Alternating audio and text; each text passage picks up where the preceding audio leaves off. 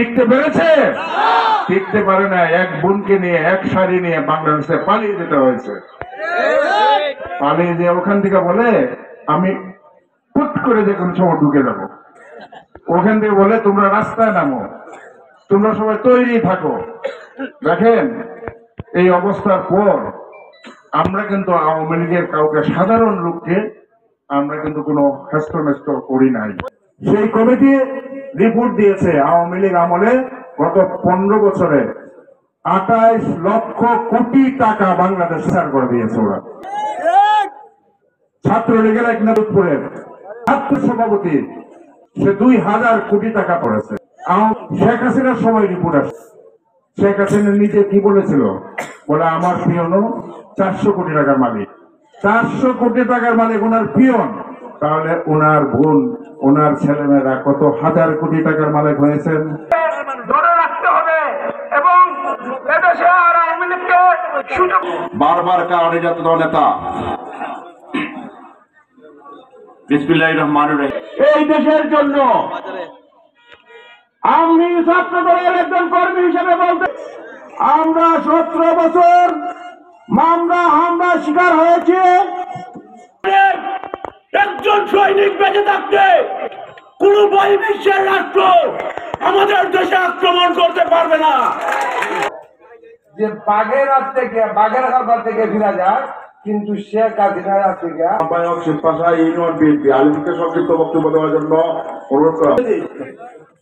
জিয়াউর রহমান সাহেব একটা কথা বলেছিলেন যে জনগণের কাছ থেকে কোনো কিছু আদায় করতে হলে জনগণকে ভালোবাসতে হবে।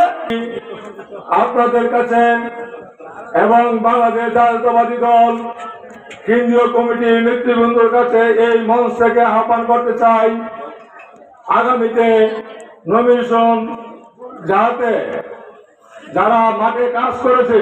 শানে আলম চৌধুরী আমাদের মধ্যে প্রধান অতিথি হিসাবে উপস্থিত আছেন।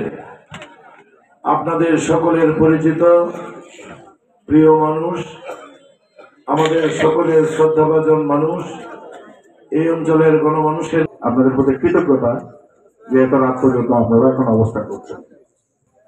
বাংলার রাখাল রাজা, সফল রাষ্ট্রনায়ক,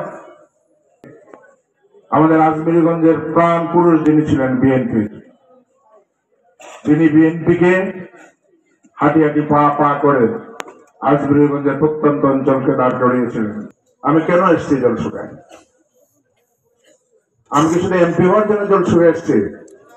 না, আমি জলসুকায় এসেছি মেডিকেল ক্যাম্প নিয়ে। জলসুকায় এসেছি আপনাদের বন্যায় যখন আপনারা দুর্গত অবস্থায় বিরাজ করছিলেন তখন। জলসুকায় এসেছি দলটাকে সংঘবদ্ধ করে দলটাকে শক্তিশালী করার জন্য।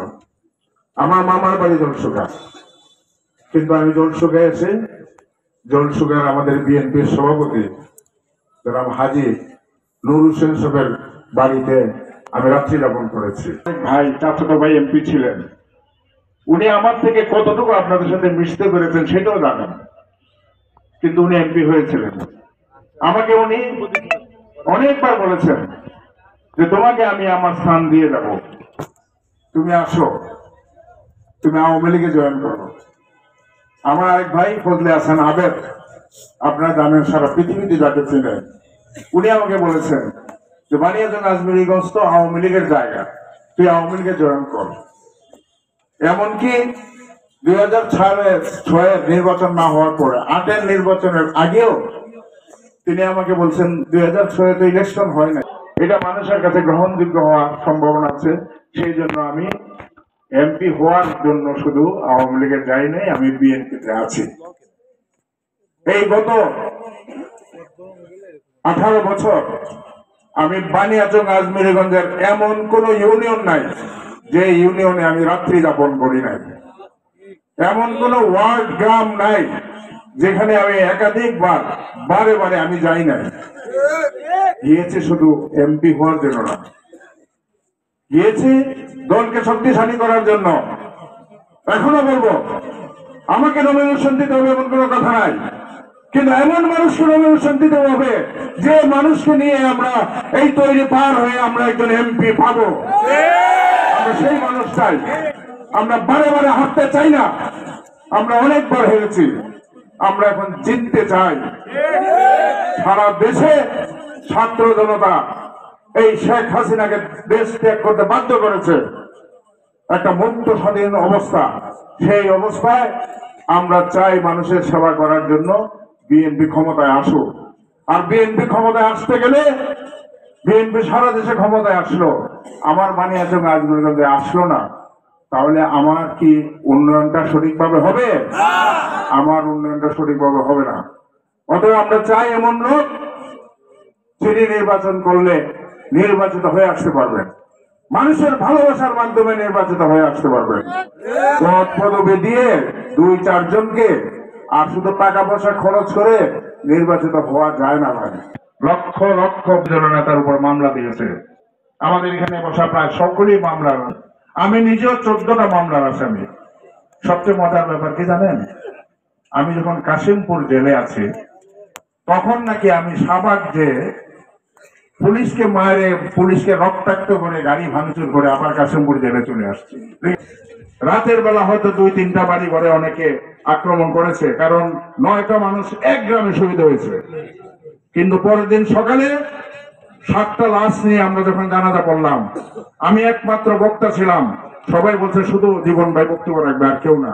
আমি আহ্বান জানিয়েছিলাম, এখন পুলিশ নাই, বিজিবি নাই, র্যাব নাই, আমরা যেন অশান্ত সৃষ্টি না করতে পারি। ভিন্ন মত, ভিন্ন দল, ভিন্ন ধর্মের কারণে কাউকে হেস্তনেস্ত করা যাবে না।